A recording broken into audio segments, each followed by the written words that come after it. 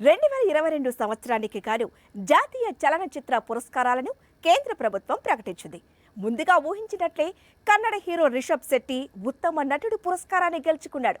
మరో నటి నిత్యా మేనన్ ఉత్తమ నటి పురస్కారాన్ని గెలుచుకుంది. మొత్తంగా 70వ నేషనల్ అవార్డ్స్ లో సౌత్ సినిమా డామినేషన్ కనిపించింది.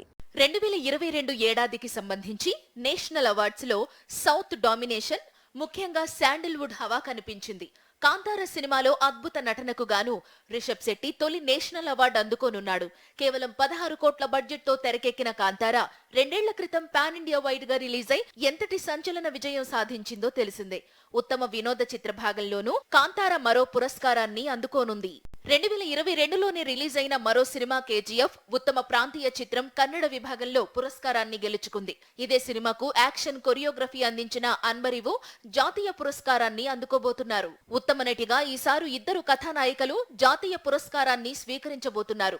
తమిళ చిత్రం తిరు చిత్రబలంలో నటనకు నిత్యా మీనన్, అలాగే గుజరాతీ మూవీ కచ్ ఎక్స్ప్రెస్ లో నటనకు గాను Mansi Parekh best actress awards అందుకోనున్నారు.